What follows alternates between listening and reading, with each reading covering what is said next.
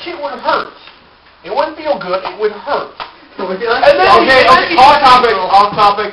This is a valid point for the game, though. Yeah, then these girls randomly go home with their clothes back on and magically repaired and act like nothing's wrong. They're sitting there taking it like they love it, and they go home, hi, Mom and Dad, nothing happened. I got to wreck my tentacle monster. I'm good to go. I'm going to do homework. I didn't think those from Resident No. Just like, how do your characters take a zombie bite or any of that in the originals and just walk away? Ladies and gentlemen, well, I will say this. I mean, when you hate the game, you see This is more of like Resident Evil 4.5. True. It's not Resident Evil 5. It's Resident Evil 4.5. It's just an improvement on 4. And a slight unimprovement on 4. Yeah. Alright. I'm going to change subjects here. I'm going to do something a little weird. I found one of Zero's weird fetishes. I'm not really that into hentai, actually. I have seen it. There are some cute girls just in it, changed but the whole subject from Resident Evil 5 to tentacle rape. But everything in the game has tentacles half the time. I mean, Yeah. it's like tentacle rape waiting to happen. That's true. Waiting to happen, but it didn't. I'm pretty sure there's some fanfics online where the tentacles are raping Shell. I'm pretty sure of that. Oh, yeah. It's I'm almost guaranteed. And for you sure they're sick wrong. fuckers out there who are writing it, please stop. I don't need these images in my head. Yeah. Don't please talk to us about it. I do not post. Okay, and I'm going to do something new. Alright, this is just my personal idea. I'm a classic gamer. These guys are more into new age stuff. I like anything. Are you joking? I still go back and I play games from the Atari, the Genesis, and the NES. And in fact, there's a game I've been wanting to review for a while. Splatterhouse 3 for the Sega Genesis. Oh my god. It's the third in the series. Sega's awesome. Have you guys played it?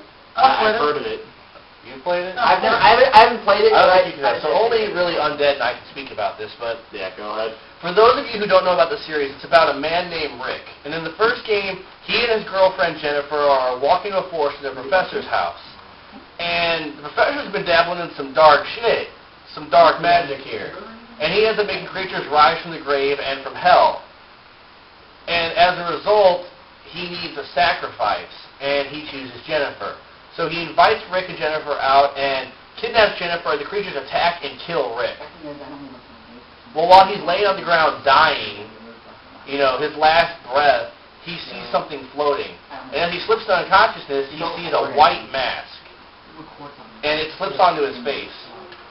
This is the terror mask. It's an object that gives the body back to the user, but the terror mask pretty much drains the life from the user while he's using it.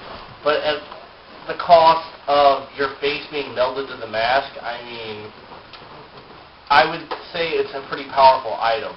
So Rick uses the massive muscles and body build given to him from the mask to enter the mansion, fight back, and save his For girlfriend. some reason, it sounds like you're talking about Bleach. And, you know, pretty much at the end of that game, you discover that they've still got her. She's been kidnapped to a different place, and there's nothing. Oh, my God. So the second game is Rick's journey to find out where his bitch is. He wants his girlfriend back. At the end of that game, then you rescue her.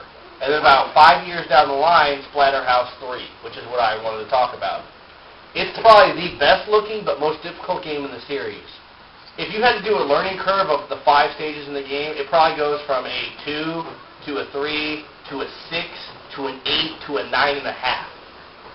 In just that alone. Because first of all, it's the first game to add a timer. What the fuck? A timer in a brawling game? And it doesn't sound too weird now, but Back then. in Splatterhouse, it was just save your own life, fight these dark creatures. Now it's beat the level or your family member dies. You know, for example, in the first stage, Jennifer is being attacked by the boss at the end of the stage. And if you fail to reach the end of the stage and defeat the boss within the time limit, he eats her. Yeah. Or if you manage to get there in time, she has a boar worm in her body. And you have to go to the second stage to complete that in time in order to save her life, or it eats her brain and turns her into a monster. Which is kind of ridiculous. Then you have to go on and save his son and fight a giant monster teddy bear.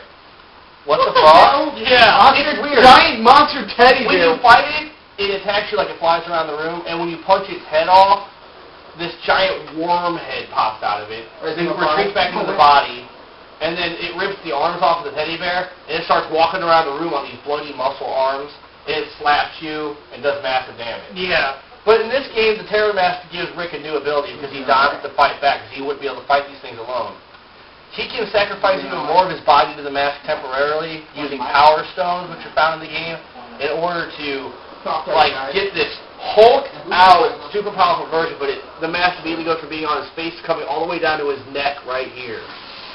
So like what I'm wearing right now, almost my entire neck and part of my chest right here would be melted with the mask. But he also gains the strange ability to fight just like the monsters do, because sometimes their guts can flatten an attack.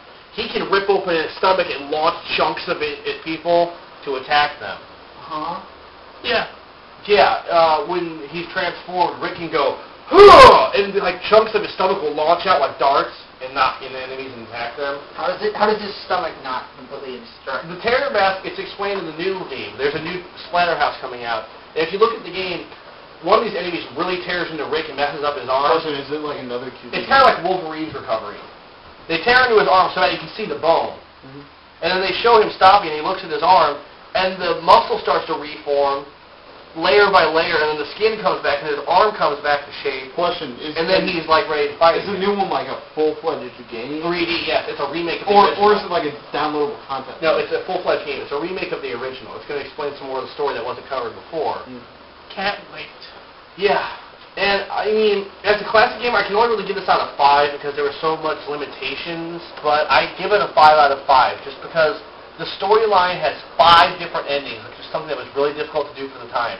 The only other games I could think of that had multiple endings at the time were maybe Chrono Trigger and Clock Tower. Really, that's it. And I guess we're going to have to close it up here, folks, because I think we're running low on time for YouTube's time limit. We may have actually passed it. It has to split this into 2 parts. 10 minutes in YouTube's time limit. I know. So we might have to end this now and split this into 2 parts. Okay. So, let's see part 2. Team Terror signing out, I guess. I'm Zero. We might be back for another video today, so... This is Frodo, and that's Techhy on the camera behind you. Later, folks.